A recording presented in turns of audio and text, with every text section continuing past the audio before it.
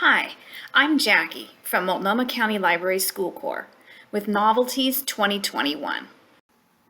In this video, I'm going to be talking about classroom drama, stories about school.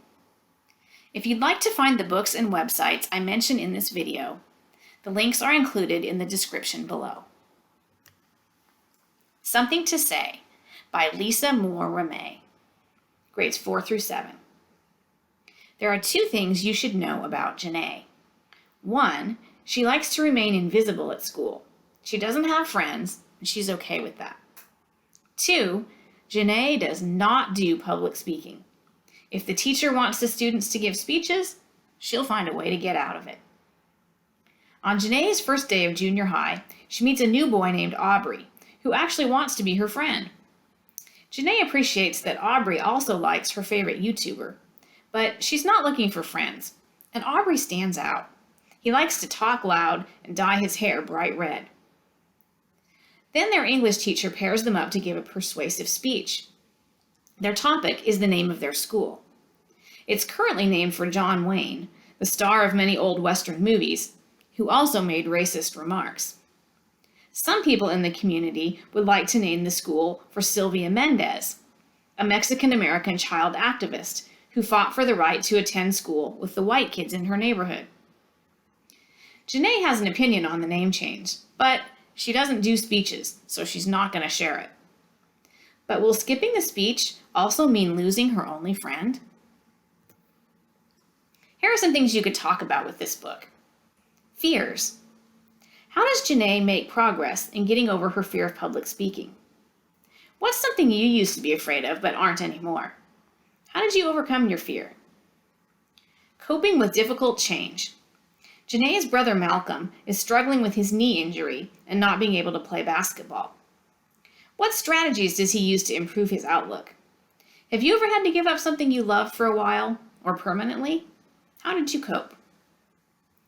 Janae's superpower. Janae thinks she's able to make things happen by wishing for them really hard. How did she come to believe this? Did she ever change her mind? And Sylvia Mendez. Some community members would like Janae's school to be renamed for Sylvia Mendez. Find out more about this Mexican-American child activist. And I also have linked to some related websites in the description below. There's a video of the author describing her book. There's also a video interview with Sylvia Mendez. And I've also linked to a book called Separate is Never Equal by Duncan Tonatiuh, which is a book about Sylvia Mendez. Ben B. and the Teacher Griefer by K.A. Holt, grades 4 through 7. Ben Bellows and the 3 other kids in his summer school class have all failed the statewide language arts test. Their teacher, Ms. J, says they're all divergent thinkers. They approach learning differently than most kids do. She's supposed to be prepping them to retake the language arts test. But the only thing Ben and his classmates want to talk or read about is Sandbox, their favorite video game that's a lot like Minecraft. At first, Ms. J isn't interested in what they have to say about it, but she finally agrees that for every minute they spend reading, they'll get to spend a minute teaching her how to play Sandbox. When the principal finds out about their plan, the 4 students might have to work together, not just to play the game, but also to save their teacher's job. This book is written in an unusual format that includes poetry, drawings, and even chats from their video game. Twins by Varian Johnson and Shannon Wright, grades 4 through 6.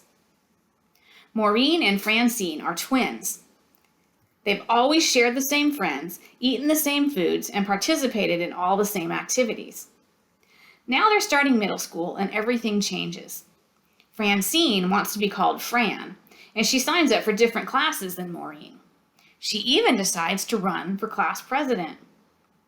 Maureen feels left behind. She has a different lunch period than Francine and all their friends, and she's taking a cadet corps class where they have to learn to march like they're in the army. Maureen is terrible at it. She's usually a great student, but in this class, she needs help. The teacher tells her she can get extra credit by running for office in the class election.